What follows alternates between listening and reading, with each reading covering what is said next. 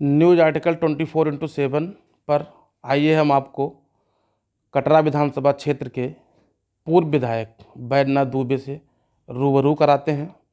आज इनसे राजनीति पर चर्चा होगी, आज इनसे अपराध पर चर्चा होगी, आज इनसे शिक्षा पर चर्चा होगी और स्वास्थ्य पर चर्चा होगी। विधायक जी, ये बताइए, जब आप अपने समय में शुरुआत की पढ़ाई से, क्या स्थिति थी शिक्षा की? शिक्षा की स्थिति तो बहुत ख़राब थी।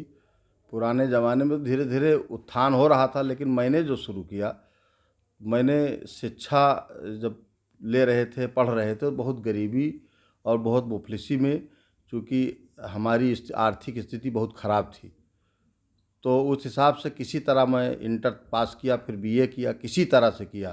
तो स्थिति हमारी ख़राब थी, आर्थिक स्थिति बहुत ख़राब थी। विधायक जी, राजनीति में आप कैसे आए? पढ़ने के बाद मैं जगह जगह नौकरी के लिए दौड़ता था, इंटरव्यू देता था, इम्तहान देता था। कई जगह पर जैसे देवी पाटन बैंक में मैं लगा, फिर इसके बाद में जो है रोडवेज में लगा, तो काम करते रहे, लेकिन कोई मन माफिक कोई जो है पद नहीं मिला हमको। और फिर इसके बाद मैं ठेकेदारी करने लगा, चूँकि जो है किसी तरह से मेरा जो है नौकरी नहीं लगी। और उस समय पीसीएस का भी मैंने एग्ज़ाम दिया, उसमें भी नहीं आया। तो मैंने सोचा कि अब आर्थिक स्थिति ख़राब है, तो हम कैसे क्या करें। तो हमारे एक रिश्तेदार थे, उन्होंने जो है कुछ काम दिला दिया हमको, और हम ठेकेदारी का काम करने लगे। धीरे धीरे उसी से भरण पोषण होने लगा, और मैंने उत्थान ठेकेदारी से ही किया अपने। और धीरे धीरे फिर इसके बाद में हमारे बाबा जी जो है प्रधान थे, और गांव वालों ने कहा कि प्रधान आपके बाबा थे, तो आप भी लड़ जाइए एक बार। तो लड़ने की जिज्ञासा में थे, लेकिन जो प्रधान थे वो हमारे ही परिवार के थे। उन्होंने कहा कि आप निर्दल हो जाइए या निर्विरोध हो जाइए, हम नहीं लड़ेंगे। निर्विरोध हो जाइए, निर्दल क्या, निर्विरोध हो जाइए, हम नहीं लड़ेंगे। तो ये मान करके कि हाँ, जब वो खुद ही छोड़ रहे हैं तो मैंने छोड़ दिया, और वो प्रधान हो गए।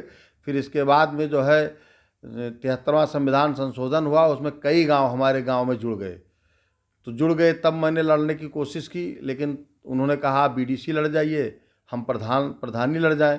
मैं बीडीसी लड़ा और बीडीसी जीत गया।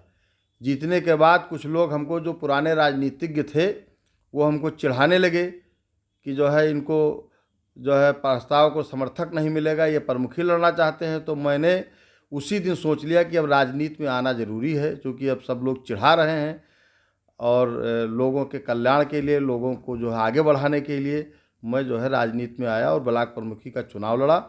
ब्लॉक प्रमुख जीता, और 2002 में हमको जो है माननीय मुलायम सिंह यादव जी ने समाजवादी पार्टी से टिकट दिया, और मैं विधायक हो गया। राजनीतिक कैरियर आपने समाजवादी पार्टी से ही शुरू किया, अभी तक पार्टी नहीं बदली, क्या कोई ऑफर वगैरह किसी दूसरी पार्टी से आपको मिला? हम असल में पार्टी से तो हमको मिला ऑफर, भाजपा से भी मिला और कांग्रेस से भी मिला। बसपा से तो नहीं मिला, लेकिन भाजपा और कांग्रेस से मिला। लेकिन हम विचार से जुड़े हैं, हम गरीबों का जो है उत्थान करना चाहते हैं, दबे कुचले लोगों को न्याय देना चाहते हैं, और यह काम समाजवादी पार्टी में ही हो सकता है। और यह काम जो है आदरणीय अखिलेश यादव जी भी कर रहे हैं कि दबे कुचलों को जो अधिकार देने के लिए माननीय मुलायम सिंह यादव जी ने जो है संविधान में संशोधन करा करके, और फिर इसके बाद में जो है वो विधेयक लेकर के आए, लोग दबे कुचले लोगों को अधिकार दिया, नौकरी दिया। तो इसलिए मेरी जो धारणा है, वो गरीबों का उत्थान करने के लिए मेरी धारणा है कि जो गरीब लोग हैं वो आगे बढ़ें, किसान हैं वो आगे बढ़ें, और बेरोजगारों को रोजगार देने के लिए, नौकरी देने के लिए, यही हमारी जिज्ञासा है। और इसीलिए मैं समाजवादी पार्टी को नहीं छोड़ रहा हूँ। समाजवादी पार्टी के आजीवन मैं समाजवादी पार्टी में रहूँगा। 2 बार विधायक रहने के बाद आपकी क्या तमन्ना रह गई कि जो पूरी नहीं हो सकी? 10 साल में विधायक रहा, मेरी कोशिश रही कि तमाम जगह गाँव को मैंने सड़कों से जोड़ा, तमाम बड़े बड़े गाँव को मैंने पुल से जोड़ा, तमाम जगह जो स्वास्थ्य विभाग में पीएचसी थी, प्राथमिक स्वास्थ्य केंद्र था, उसको जो है सीएचसी कराया, पैसा ला करके वहाँ पर 100 बेड का व्यवस्था कराया।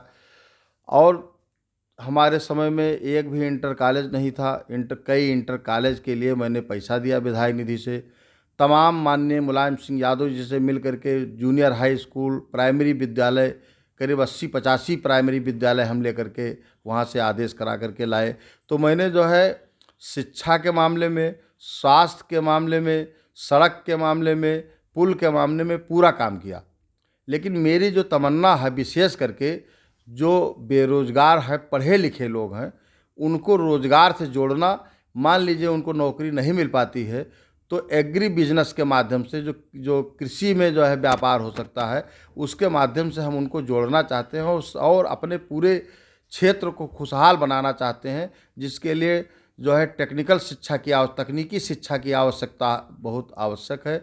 और जो बेरोजगार हैं उनके लिए जगह जगह, जैसे हम चाहते हैं कि जैसे मान लीजिए दूध की डेयरी है, जगह जगह पर जो है चिलर लगाया जाए और दूध को जो है इकट्ठा करके उसको जो है भेजा जाए।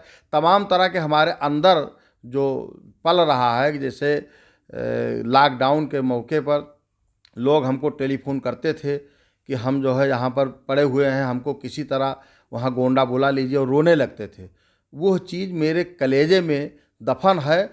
और जब मुझे मौका मिलेगा, हम चुनाव जीतेंगे, तो हम कोशिश करेंगे कि जो लोग पंजाब, दिल्ली, हरियाणा, बम्बई कहीं भी पड़े हुए हैं, उनको व्यापार से जोड़ने के लिए, रोजगार से जोड़ने के लिए पूरा हमारा प्रयास होगा। सबसे बड़ी तमन्ना हमारा जो है यही है कि बेरोजगारों को रोजगार देना। अगर आपकी सरकार प्रदेश में बनती है तो आपके 5 ऐसे कौन से महत्वपूर्ण कार्य होंगे जो आप अपने क्षेत्र के लिए करेंगे? मैंने बताया कि एक तो तकनीकी शिक्षा के लिए कोई ऐसा हम कॉलेज खोलेंगे जिसमें कौशल विकास हो सके कि हर तरह के लड़के उसमें तैयार हो सकें। पहला काम तो ये होगा। दूसरा काम ये होगा कि जो किसानों के लिए वर्तमान समय में सरकार कह रही कि इतना लाख कुंटल जो है खरीदा गया धान, जबकि 900 रुपये में, 800 रुपये में, 1000 रुपये में ये व्यापारी खरीद करके और उसको सरकारी खरीद दिखा करके और उसको बेच रहे हैं, पैसा कमा रहे हैं। तो हम कोशिश करेंगे कि इस पर पूरी ऐसी व्यवस्था बने कि जो सरकार की जो है एमएसपी है, जो सरकारी रेट है, उसी रेट पर धान और गेहूं बिके। सबसे ज़्यादा ज़रूरत इस बात की है, नहीं तो हमारे क्षेत्र के किसानों की दुर्दशा ऐसे होती रहेगी, उनकी गरीबी रहेगी। उनको आर्थिक रूप से मजबूत करने के लिए हम सरकारी दरों पर उनको उपलब्ध कराएंगे। कृषि बिल जो केंद्र सरकार द्वारा पास हुआ है, इसमें कहाँ पर आपको इसका विरोध कर रहे हैं, किस बात को लेकर?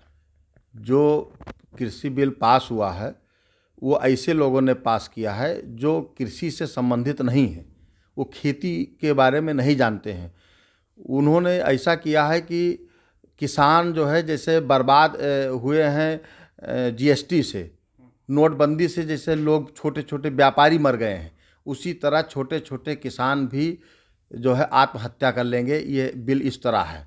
अपना जो है अनाज लेकर के वो जो चेन्नई में है वो कलकत्ता बेचने नहीं जाएंगे। ये कह रहे हैं कि देश में कहीं भी बेच सकते हैं सामान। तो जहाँ पर पैदा जैसे मान लीजिए ज़्यादा पैदा होता है और कम पैदा जहाँ होता है वहाँ तो बेच सकते हैं। लेकिन जो लोग 50 कुंटल गेहूँ जिनके पास पैदा होता है, उनको 50 कुंटल गेहूँ बेचना है, तो वो कहाँ कलकत्ता लेकर के जाएंगे।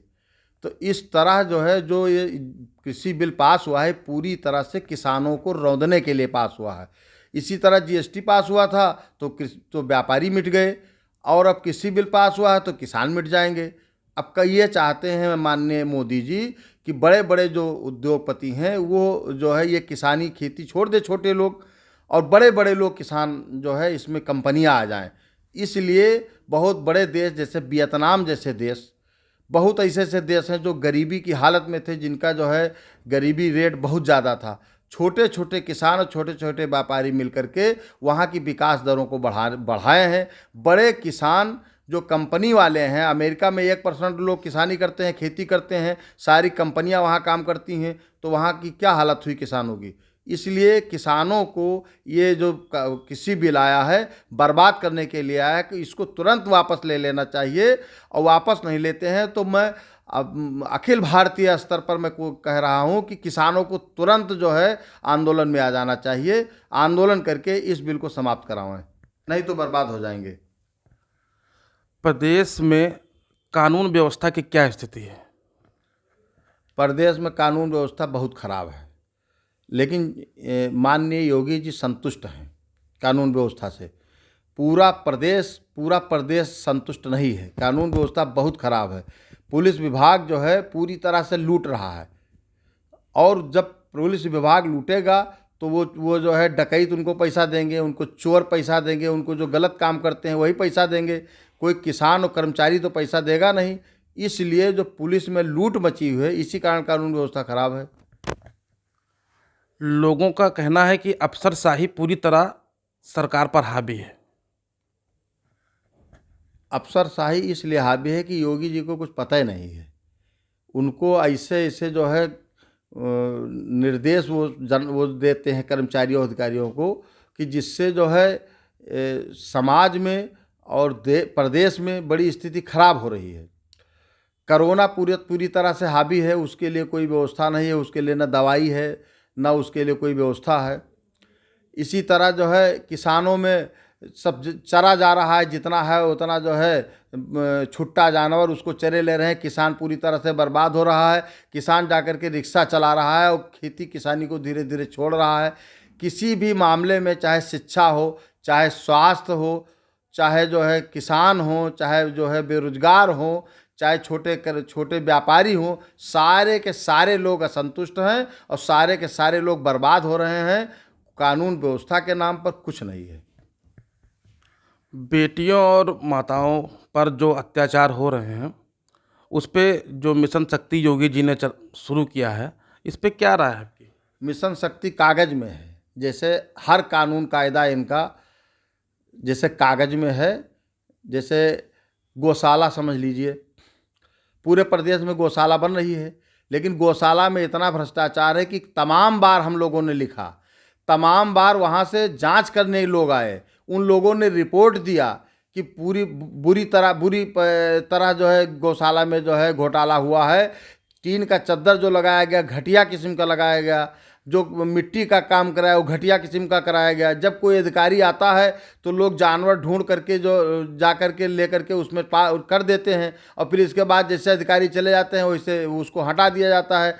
भूसा जो है उनके पास है नहीं, पानी पिलाने कोई व्यवस्था नहीं है। जिस तरह गौशाला में घोटाला और बर्बाद है, कोई व्यवस्था नहीं है, उसी तरह किसी भी विभाग में जो भी उनका निर्देश है, जो भी उनकी योजना है, सारी की सारी फेल है। उस पर कंट्रोल करने का कोई उनके पास कोई व्यवस्था नहीं है, कोई टीम नहीं है कि जो वो निर्देश देते हैं उसको जो है वो टीम जाकर के समीक्षा करके उसकी व्यवस्था का सुधार करे।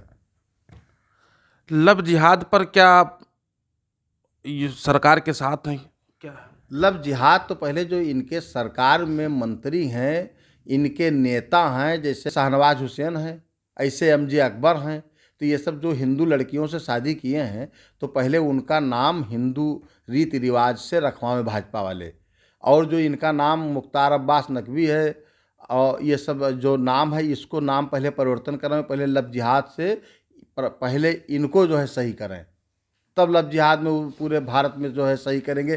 पहले इनके पार्टी में जितने मुसलमान हैं, हिंदू लड़कियों से शादी किए हैं, वो अपने लड़कों का नाम जो है मुस्लिम रीति रिवाज से रखे हैं, तो पहले उसको हिंदू रीति रिवाज से रखें और उनका नाम हिंदू रखें। मुख्तार अब्बास नकवी अपना नाम बदलकर हिंदू रखें, तभी तो लव जिहाद का एक उदाहरण प्रस्तुत करेंगे।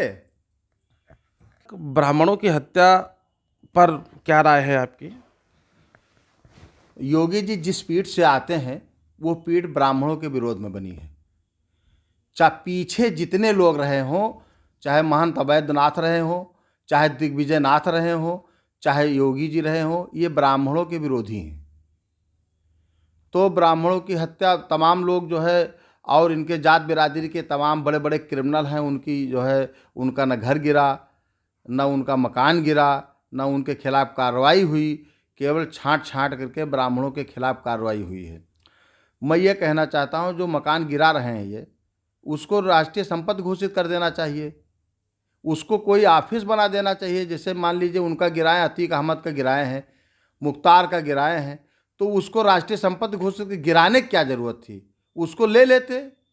और उसमें तमाम ऑफिस जो है किराए पे चल रही है, तमाम लोगों के पास घर नहीं है, उनको अलाट कर देते। बड़ी बड़ी बिल्डिंग थी, 2 नंबर से बनी थी, तो उसको जो है गिराया है मान लीजिए, तो उसको तमाम गरीब लोग हैं उसको अलाट कर देना चाहिए, या ऑफिस जो किराए पर है उसको ऑफिस बना देना चाहिए, उसको राष्ट्रीय संपत्ति घोषित कर देना चाहिए। योगी जी राष्ट्र का नुकसान कर रहे हैं। वो कोई जो है उनका मुख्तार का तो नुकसान कर ही रहे हैं, वो तो नुकसान होना चाहिए। ठीक है, अतीक का उन्होंने गिराया, इन लोगों को तो गिराया है मान लीजिए, तो उसको राष्ट्रीय संपत्ति घोषित कर देना चाहिए। दूसरी बात, जो ब्राह्मणों की हत्या हुई है, ब्राह्मण छांट छांट करके मारे गए हैं, कुछ मारे गए हैं, कुछ काउंटर किए गए हैं, तो उनके दिलो दिमाग में ब्राह्मणों के खिलाफ भरा हुआ है, तो उसका वो जो है जो भरा हुआ है उसका वो पालन कर रहे हैं, वो अपने पीठ का पालन कर रहे हैं। चलिए विधायक जी, बहुत बहुत धन्यवाद आपको न्यूज़ आर्टिकल से जुड़ने के लिए।